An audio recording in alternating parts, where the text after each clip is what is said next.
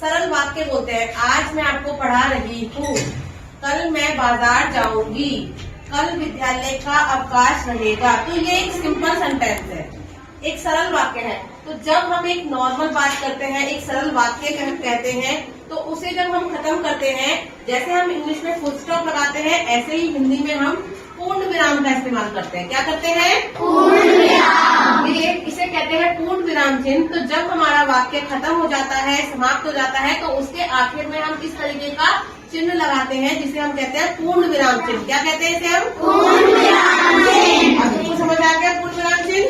Yes ma'am. आगे बढ़े? Yes ma'am. अगला विराम चिन्ह है अल्प विराम चिन्ह। क्या है इसका नाम? अल्प विराम चिन्ह। और ये इस तरीके का होता है, आपने पहले भी देखा होगा। इसे हम इंग्लिश में कॉमा कहते हैं। क्या कहते हैं इसे इंग्लिश में? कॉमा। और हिंदी में हम इसे कहते हैं अल्प विराम। हिंदी में हम इसे क्या कहते हैं? अल्प विराम। अल्प विराम।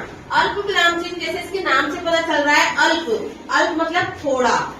तो अल्प विराम चिन्ह हम वाक्य में जब हमें कहीं थोड़ा सा पॉज लेना होता है, थोड़ा सा रुकना होता है, तब इस्तेमाल करते हैं। जैसे मैं कल बाजार से सेब, केला, पपीता, चीकू लेकर आई।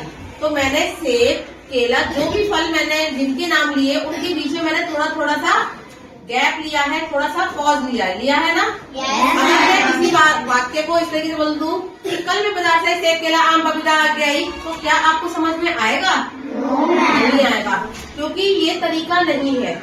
जो भी हम वाक्य बात कर रहे हैं और उसमें हम अलग अलग चीजों की, अलग अलग नामों की बात कर रहे हैं, अलग अलग व्यक्ति की बात कर रहे हैं, तो हमें उन व्यक्ति और उन चीजों के नाम के बीच में थोड़ा सा विराम लेना होता है, थोड़ा सा गैप लेना होता है। इसीलिए हम इस तरीके का चिन्ह लगाते हैं, जिसे हम कहते हैं अल्प विराम चिन्ह। क्या कहते हैं इसे हम?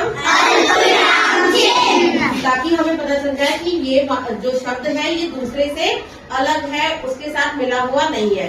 जैसे अभी मैंने आपको बताया, कल विद्यालय में सीता, सुनीता, रवीना, रीना की पढ़ाई हुई थी, या ये विद्यालय में फर्स्ट आई थी। तो अगर मैं एक साथ इनको नाम बोल दूं, तो हमें नहीं पता चलेगा कि ये अलग अलग व्यक्ति है या अलग अलग लड़कियां हैं, नहीं पता चलेगा ना।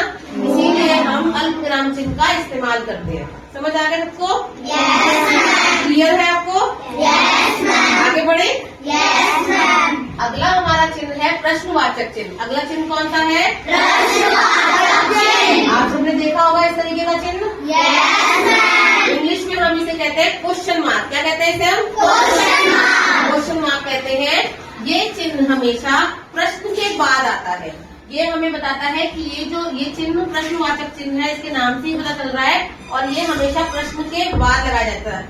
जैसे कल आप कहाँ गए थे, तो ये इसमें मैं आपसे क्वेश्चन पूछ रही हूँ। इसमें आपसे एक प्रश्न पूछ रही हूँ ना, कल आप कहाँ गए थे। तो हम जब भी कोई क्वेश्चन पूछते हैं या हम कोई भी प्रश्न लिखते हैं, तो प्रश्न लिखने के आखिर में हम इस तरीके का चिन्ह लगाते हैं। इसे हम कहते हैं प्रश्नवाचक चिन्ह। क्या कहते हैं इसे हम? प्रश्नवाचक चिन्ह। सबको समझ आ गया?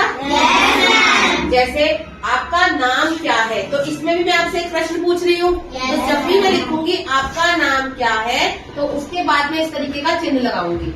समझ आ गया सबको? क्लियर है? अगले चिन्ह की तरफ बढ़ते हैं। ये है विस्मयादि बोधक चिन्ह। मेरे साथ बोलेंगे, विस्मयादि बोधक चिन्ह। विस्मयादि बोधक, इसके नाम से पता चल रहा है, विस्मय मतलब आश्चर्य, हैरानी। अच्छा, कल बाजार गए थे, आपको एक नई चीज मिली। अच्छा, आपकी ड्रेस बहुत सुंदर है। हम इसमें हैरान हो रहे हैं, खुशी। ये विस्मयादि बोधक चिन्ह हम वहाँ इस्तेमाल करते हैं जहाँ हम अपने मन के भावों को प्रकट करते हैं। जिन वाक्यों में हम अपने मन के भाव प्रकट करते हैं, उन वाक्यों में हम इस तरीके का चिन्ह प्रयोग करते हैं। इसे विस्मयादि बोधक कहते हैं। जैसे वाओ, तुम्हारी ड्रेस तो बहुत सुंदर है। अरे कितनी अच्छी फ्रॉक है। छी, कितना गंदा है। जब भी, चाहे वो सुख हो, दुख हो, खुशी हो, कोई रोना हो, कोई हैरानी हो। अच्छा, कल आप झूले में गए थे, कल आप मेला देखने गए थे। अरे कल जादूगर आया था, तो मैं हैरान हो गई ना, मुझे तो पता ही नहीं चला। तो जब भी हम इस तरीके के, जब इसमें अपने मन के भावों को प्रकट करते हैं वहाँ हम इस तरीके का चिन्ह इस्तेमाल करते हैं जिसे हम कहते हैं विस्मयादि बोधक चिन्ह। इंग्लिश में हम इसे एक्सक्लेमेशन मार्क भी कहते हैं ना। आउच, अरे, वाह, ऐसे शब्दों के बाद हम इस तरीके का चिन्ह इस्तेमाल करते हैं, जैसे वाह कितनी सुंदर फ्रॉक है, अरे तुम कब आए, तो हम हैरान हो गए हैं, हैरानी में पड़ गए ना, तो उस वक्त हम इस चिन्ह का प्रयोग करते हैं। समझ आ गया आपको? अब मैं आपको कुछ वाक्य देती हूँ और आप बताएंगे इसमें किस तरीके के चिन्ह का प्रयोग किया जाएगा। ठीक है बेटा?